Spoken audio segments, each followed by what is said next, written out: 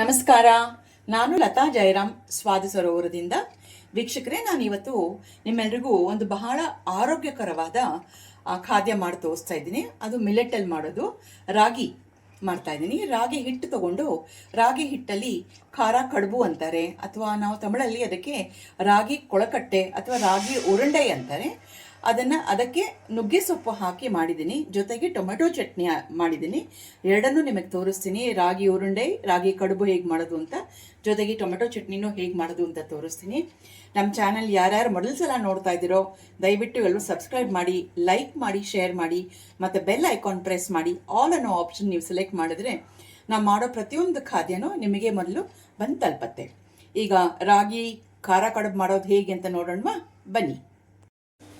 ರಾಗಿ ಹಿಟ್ಟಿನ ಖಾರ ಕಡುಬು ಅಥವಾ ರಾಗಿ ಕೊಳಕಟ್ಟೆ, ರಾಗಿ ಹಿಟ್ಟಿನ ಕೊಳಕಟ್ಟೆ ಮಾಡೋಕ್ಕೆ ನಾನು ಬಾಂಡೆಗೆ 1-2 ಟೀ ಸ್ಪೂನಷ್ಟು ಅಡುಗೆ ಎಣ್ಣೆ ಹಾಕೋತಾ ಇದ್ದೀನಿ.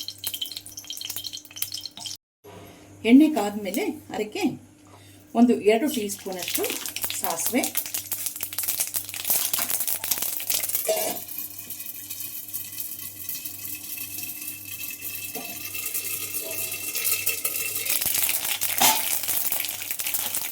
ಒಂದು ಟೀ ಸ್ಪೂನಷ್ಟು ಕಡಲೆಬೇಳೆ, ಅರ್ಧ ಟೀ ಸ್ಪೂನಷ್ಟು ಜೀರಿಗೆ, ಅರ್ಧ ಟೀ ಸ್ಪೂನಷ್ಟು ಉದ್ದಿನಬೇಳೆ ಮೊದಲು ಹಾಕೊಂಡ್ಬಿಡೋಣ. ಹಾಕೊಂಡ್ಬಿಟ್ಟು ಇದು ಘಮ ಘಮ ಅಂತ ಸುವಾಸನೆ ಬರಬೇಕು. ಒಂದು ಇಂಚಷ್ಟು ಶುಂಠಿ ಚಿಕ್ಕ ಚಿಕ್ಕ ಪೀಸ್ ಮಾಡಿ ಇಟ್ಕೊಂಡಿದ್ದೀನಿ. 4 ಹಸಿ ಮೆಣಸಿನಕಾಯಿ, 2 ಮೀಡಿಯಂ ಸೈಜು ಈರುಳ್ಳಿ ಸಣ್ಣಕ್ಕೆ ಹೆಚ್ಚಿಟ್ಕೊಂಡಿದ್ದೀನಿ. ಇದನ್ನು ಹಾಕ್ಬಿಡೋಣ. ಈ ಖಾರ ಕಡುಬು ಮಾಡೋಕ್ಕೆ ನೀವು ಒಗ್ಗರಣೆ ಎಷ್ಟು ಹೆಚ್ಚಿಗೆ ಹಾಕ್ತೀರೋ ಅಷ್ಟು ರುಚಿ ಜಾಸ್ತಿ ಇರುತ್ತೆ. ಸೊ ಜಾಸ್ತಿ ಒಗ್ಗರಣೆ ಹಾಕೋಣ. ಈರುಳ್ಳಿ ಸುಮಾರು ಆಗಿದೆ. ಇವಾಗ ಆರೋಗ್ಯಕರವಾಗಿರೋದಕ್ಕೋಸ್ಕರ ಇದಕ್ಕೆ ನಾನು ಇವಾಗ ಡ್ರಮ್ ಸ್ಟಿಕ್ ಲೀವ್ಸ್ ಅಂದರೆ ನುಗ್ಗೆಕಾಯಿ ಸೊಪ್ಪು ಒಂದು ಸ್ವಲ್ಪ ಕ್ಲೀನಾಗಿ ತೊಳೆದಿಟ್ಕೊಂಡಿದ್ದೆ, ಅದನ್ನು ಹಾಕ್ತಾ ಇದ್ದೀನಿ. ನುಗ್ಗೆಕಾಯಿ ಸೊಪ್ಪಿನ ನಿಮಗೆ ಒಳ್ಳೆ ಗುಣಗಳು ಎಲ್ರಿಗೂ ಗೊತ್ತಿದೆ. ಅದಕ್ಕೆ ಇದು ಆರೋಗ್ಯಕರವಾದ ರಾಗಿ ಹಿಟ್ಟಿನ ಕಡುಬು. ಇವಾಗ ನಾನು 1 ಕಪ್ಪು ರಾಗಿ ಹಿಟ್ಟು ತೊಗೋತಾ ಇದ್ದೀನಿ. ಅದಕ್ಕೆ ನಾನು 2.5 ಕಪ್ಪಷ್ಟು ನೀರು ಸೇರಿಸ್ಕೊತಾ ಇದ್ದೀನಿ. ಇದಕ್ಕೆ ನೀರು ಸೇರಿಸಿ ಇದು ಚೆನ್ನಾಗಿ ಕುದಿಬೇಕು. ಚೆನ್ನಾಗಿ ಕುದೀತಾ ಇದೆ. ಇವಾಗ ಇದಕ್ಕೆ ಒಂಚೂರು ಕೊತ್ತಂಬರಿ ಸೊಪ್ಪು ಸೇರಿಸ್ಕೊಂಡ್ಬಿಡೋಣ.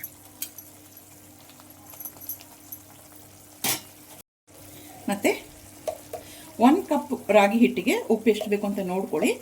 ಜೊತೆಗೆ ನುಗ್ಗೆ ಸೊಪ್ಪು ಈರುಳ್ಳಿನೂ ಹಾಕಿದ್ದೀವಿ, ಅದರಂತೆ ರುಚಿಗೆ ಅನುಸಾರವಾಗಿ ಉಪ್ಪು ಹಾಕೊಳ್ಳೋಣ. ಇವಾಗ 1 ಕಪ್ಪು ರಾಗಿ ಹಿಟ್ಟು ತೊಗೊಂಡಿದ್ದೀನಿ. ಇದನ್ನು ಸ್ವಲ್ಪ ನಿಧಾನಕ್ಕೆ ಒಲೆ ಒಂದು ಸ್ವಲ್ಪ ಸಿಮ್ ಮಾಡಿಕೊಂಡು ಸೇರಿಸಿ ಚೆನ್ನಾಗಿ ಮಿಕ್ಸ್ ಮಾಡೋಣ.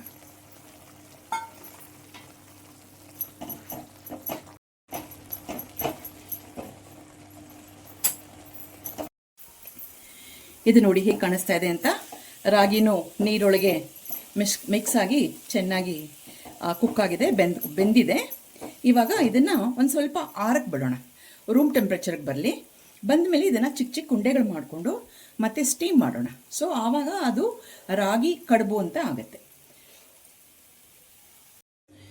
ವೀಕ್ಷಕರೇ ನೋಡಿ, ರಾಗಿ ಹಿಟ್ಟಿನ ಮಿಶ್ರಣ ಆರಿದೆ.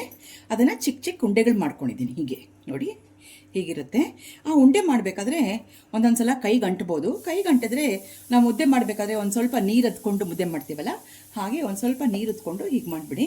ಈ ಕೆಳಗಡೆ ಕುಕ್ಕರಲ್ಲೇ ಮಾಡ್ತಾಯಿದ್ದೀನಿ. ಒಂದು ಪಾತ್ರದಲ್ಲಿ ನೀರಿಟ್ಟು ಕೆಳಗಡೆನೂ ನೀರಿದೆ. ಇದನ್ನು ಒಂದು 5 ಮಿನಿಟ್ಸ್ ಸ್ಟೀಮ್ ಮಾಡೋಣ. ಸ್ಟೀಮ್ ಮಾಡಿದ್ರೆ ಏನಾಗುತ್ತಂದರೆ ಇದಿನ್ನೂ ಫ್ಲಫಿಯಾಗಿ ಆಗುತ್ತೆ. ಸ್ಟೀಮ್ ಮಾಡಿ 5 ಮಿನಿಟ್ಸ್ ಮಾಡೋಣ. ಇದ್ರ ಜೊತೆಗೆ ಟೊಮೆಟೊ ಚಟ್ನಿ ಮಾಡೋದು ತುಂಬ ಚೆಂದ ತಿನ್ನೋಕ್ಕೆ. ಅದಕ್ಕೋಸ್ಕರ ಇದು ಸ್ಟೀಮ್ ಆಗೋದ್ರೊಳಗೆ ನಾನು ಈ ಕಡೆ ಟೊಮೆಟೊ ಚಟ್ನಿ ರೆಡಿ ಮಾಡ್ಕೊಳ್ಳೋಣ. ಈ ಮಿಲ್ಲೆಟ್ ರಾಗಿ ಖಾರ ಕಡುಬು ರೆಡಿಯಾಗಿದೆ ನೋಡಿ. ಬೇಯಿಸಿದ್ದೆ, ಒಂದು 5 ನಿಮಿಷದವರೆಗೂ ಬೆಂದಿದೆ ಇದು. ಓಕೆ, ಇನ್ನೂ ತುಂಬ ಬಿಸಿ ಇದೆ. ರಾಗಿ ಮುದ್ದೆಗಿಂತ ಇದೊಂಥರ ತುಂಬ ಸಾಫ್ಟಾಗಿರುತ್ತೆ, ತಿನ್ನೋಕ್ಕಿನ್ನೂ ಮೆತ್ತಗಿರುತ್ತೆ ನೋಡಿ. ಫ್ಲಫಿ ತುಂಬ ಬಿಸಿ ಇದೆ. ಇದನ್ನು ಟೊಮೆಟೊ ಚಟ್ನಿ ಜೊತೆಗೆ ಮಾಡ್ಕೊಂಡು ತಿಂದರೆ ಭಾಳ ಒಳ್ಳೆಯದು. ಇದು ಮಾರ್ನಿಂಗ್ ಬ್ರೇಕ್ಫಾಸ್ಟ್ಗೂ ತೊಗೋಬೋದು, ಲಂಚ್ ಟೈಮಲ್ಲಿ ತೊಗೋಬೋದು. ಆ್ಯಕ್ಚುಲಿ ಲಂಚ್ ಬಾಕ್ಸ್ಗೆ ತುಂಬ ಚೆನ್ನಾಗಾಗತ್ತೆ. ನಾನು ಎಷ್ಟೋ ಸಲ ಇದನ್ನು ಮಾಡಿ ನಾನು ಲಂಚ್ ಬಾಕ್ಸಿಗೆ ತೊಗೊಂಡು ಹೋಗಿರ್ತೀನಿ. ಆವಾಗ ತಣ್ಣಗೂ ಆಗಿರುತ್ತಲ್ಲ, ಇದು ಕೋಲ್ಡ್ ಆಗಿರುತ್ತೆ. ಜೊತೆಗೆ ಟೊಮೆಟೊ ಚಟ್ನಿ ಜೊತೆಗೆ ತಿಂದರೆ ಭಾಳ ಟ್ಯಾಂಗಿ ಟೇಸ್ಟ್ ಆಗಿರುತ್ತೆ. ಸೊ ಎಲ್ಲರೂ ಇದನ್ನು ಮನೇಲಿ ಮಾಡ್ಕೊಳ್ಳಿ, ಆರೋಗ್ಯಕರವಾದ. ನಾನು ಇಲ್ಲಿ ನುಗ್ಗೆಕಾಯಿ ಸೊಪ್ಪು ಹಾಕಿದೆ, ಬೇಕಾದರೆ ಮೆಂತ್ಯದ ಸೊಪ್ಪು, ದಂಟು ಸೊಪ್ಪು, ಯಾವ ಸೊಪ್ಪಾದರೂ ಹಾಕಿ ಮಾಡ್ಬೋದು. ಬಟ್ ಅಷ್ಟೇ, ಇದಕ್ಕೆ ಈ ರಾಗಿ ಉರುಂಡೆ, ರಾಗಿ ಕೊಳಕಟ್ಟೆ, ರಾಗಿ ಕಡುಬು, ರಾಗಿ ಖಾರ ಕಡುಬು ಏನು ಬೇಕಾದ್ರೂ ಕರಿಬೋದು. ಇದಕ್ಕೆ ನೀವು ಒಗ್ಗರಣೆ ಜಾಸ್ತಿ ಹಾಕಿದಷ್ಟು ರುಚಿ ಜಾಸ್ತಿ ಇರುತ್ತೆ. ಇದನ್ನೆಲ್ಲ ಮನೇಲಿ ನೀವು ಮಾಡ್ಕೊಳ್ಳಿ, ಮಾಡ್ಕೊಂಡು ಹೆಂಗೆ ಬಂದಂತ ನಮಗೆ ತಿಳಿಸಿ. ಈಗ ಟೊಮೆಟೊ ಚಟ್ನಿ ಕಡೆ ಹೋಗೋಣ.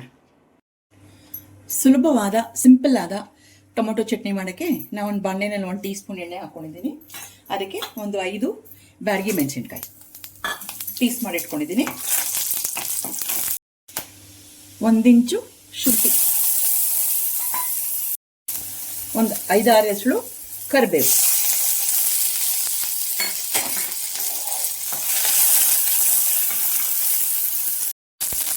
ಒಂದು 3 ಚೆನ್ನಾಗಿ ಹಣ್ಣಾಗಿರೋ ಟೊಮ್ಯಾಟೊ,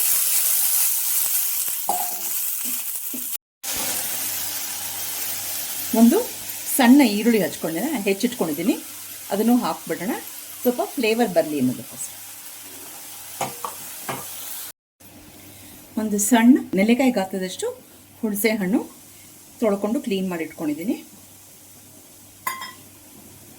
ಇದನ್ನೆಲ್ಲ ಟೊಮೆಟೊ ಚೆನ್ನಾಗಿ ಮೆತ್ತಗಾಗಬೇಕು, ಒಳ್ಳೆ ಮ್ಯಾಶ್ ಆದಂಗೆ ಆಗಬೇಕು. ಅಷ್ಟವರೆಗೂ ಇದನ್ನು ಬೇಯಿಸ್ಕೊಳ್ಳೋಣ. ಒಂದು ಸಣ್ಣ ಮುಚ್ಚಿಟ್ಬಿಟ್ರೆ ಕ್ಲೀನಾಗಿ ಬೆಂದೋಗುತ್ತೆ. ಟೊಮೆಟೊ ಚಟ್ನಿಗೆ ಟೊಮೆಟೊ ಈರುಳ್ಳಿ ಎಲ್ಲ ಚೆನ್ನಾಗಿ ಕುಕ್ಕಾಗಿದೆ, ಬೆಂದಿದೆ. ಇವಾಗ ಇದನ್ನು ಸ್ವಲ್ಪ ಆರಕ್ಕೆ ಬಿಟ್ಬಿಟ್ಟು ಮಿಕ್ಸರ್ಗೆ ಹಾಕಿ ಸ್ವಲ್ಪ ನುಣ್ಣಗೆ ರುಬ್ಕೊಂಬರೋಣ. ಟೊಮೆಟೊ ಚಟ್ನಿಗೆ ಈರುಳ್ಳಿ ಟೊಮೆಟೊ ಮಿಶ್ರಣ ತಣ್ಣಗಾಗಿದೆ. ಇವಾಗ ಮಿಕ್ಸರ್ ಜಾರಿಗೆ ಹಾಕ್ಕೊಂಡು ರುಬ್ಬೋಣ. ರುಬ್ಬಕ್ಕೆ ಮೊದಲು 1 ಟೀ ಸ್ಪೂನ್ ಅಷ್ಟು ಬೆಲ್ಲ, ಯಾಕಂದರೆ ಹುಣಸೆ ಹಣ್ಣು ಹಾಕ್ಕೊಂಡಿದ್ದೀನಿ, ಟೊಮೆಟೊದು ಒಂದು ಸ್ವಲ್ಪ ಹುಳಿ ಇರುತ್ತೆ, ಅದಕ್ಕೋಸ್ಕರ ಇದು ಹಾಕಿದ್ರೆ ಟೇಸ್ಟ್ ಚೆನ್ನಾಗಿ ಬರುತ್ತೆ ಅಂತ. ಮತ್ತು ರುಚಿಗೆ ತಕ್ಕಷ್ಟು ಉಪ್ಪು ಹಾಕ್ಕೊಂಡು ಚೆನ್ನಾಗಿ ರುಬ್ಕೊಂಬರೋಣ, ನೈಸ್ ಪೇಸ್ಟ್ ಮಾಡ್ಕೊಳ್ಳೋಣ. ರುಬ್ಕೊಂಬಂದಮೇಲೆ ಅದಕ್ಕೆ ಒಂದು ಸಣ್ಣ ಒಗ್ಗರಣೆ, ಎಣ್ಣೆ, ಸ್ವಲ್ಪ ಸಾಸಿವೆ, ಒಂದು ಅರ್ಧ ಟೀ ಸ್ಪೂನ್ ಸಾಸಿವೆ, ಒಂದು ಅರ್ಧ ಟೀ ಸ್ಪೂನಷ್ಟು ಜೀರಿಗೆ ಹಾಕಿ ಒಗ್ಗರಣೆ ಕೊಟ್ಬಿಟ್ರೆ ನಮ್ಮ ಟೊಮೆಟೊ ಚಟ್ನಿ ರೆಡಿ ಆಗುತ್ತೆ. ಟೊಮೆಟೊ ಚಟ್ನಿ ರುಬ್ಬಿದಾಗಿದೆ. ಇವಾಗ ಒಗ್ಗರಣೆ ಮಾಡ್ಕೊಂಡಿದ್ದೀನಿ, ಸಾಸಿವೆ ಮತ್ತು ಜೀರಿಗೆ ಈ ಒಗ್ಗರಣೆ ಹಾಕಿ ಮಿಕ್ಸ್ ಮಾಡಿಬಿಟ್ರೆ ನಮ್ಮ ಟೊಮೆಟೊ ಚಟ್ನಿ ರೆಡಿ ಆಗುತ್ತೆ. ಅದು ನಮ್ಮ ರಾಗಿ ಖಾರ ಕಡುಬು ಜೊತೆಗೆ ತಿನ್ನೋಕ್ಕೆ ಭಾಳ ಚೆನ್ನಾಗಿರುತ್ತೆ. ಈ ರಾಗಿ ಉರುಂಡೆ, ರಾಗಿ ಕೊಳಕಟ್ಟೆಗೆ ಈ ಟೊಮೊಟೊ ಚಟ್ನಿ ಭಾಳ ಒಳ್ಳೆ ಕಾಂಬಿನೇಷನು. ಸುಲಭವಾಗಿ ಮಾಡ್ಕೋಬೋದು. ಎಲ್ಲದರಲ್ಲೂ ಇದು ನೋಡಿ, ರಾಗಿ ಕಡುಬಲ್ಲೂ ಎಲ್ಲ ಆರೋಗ್ಯವಾಗಿರುವಂಥ ಪದಾರ್ಥಗಳು, ಟೊಮೆಟೊನಲ್ಲೂ ಅಷ್ಟೇ. ಮತ್ತು ನಾವು ಮನೇಲಿ ಮಾಡೋದ್ರಿಂದ ನಮಗೆ ಗೊತ್ತಿರುತ್ತೆ ನಾವೇನು ಪದಾರ್ಥ ಹಾಕ್ತೀವಿ ಅಂತ. ಎಲ್ಲ ಸ್ವಚ್ಛವಾಗಿರುತ್ತೆ, ಹೈಜಿನಿಕ್ ಆಗಿರುತ್ತೆ, ಆರೋಗ್ಯಕ್ಕೆ ಬಹಳ ಒಳ್ಳೆಯದು. ಮನೇಲೂ ನೀವು ಇದನ್ನೆಲ್ಲ ಟ್ರೈ ಮಾಡ್ತೀರಾ ಅಂದ್ಕೊಂಡಿದ್ದೀನಿ. ಟ್ರೈ ಮಾಡಿ, ಚೆನ್ನಾಗಿ ಬಂದೇ ಬರುತ್ತೆ. ಮಾಡಿ ಎಲ್ಲರೂ ಫ್ಯಾಮಿಲಿ ಜೊತೆ ಕೂತ್ಕೊಂಡು ಸವಿರಿ. ಇಷ್ಟು ಹೇಳಿ ನಾವು ಈ ವಿಡಿಯೋ ಮುಗಿಸ್ತಾ ಇದ್ದೀನಿ. ಮುಂದಿನ ವಿಡಿಯೋಲಿ ಸಿಗೋಣ.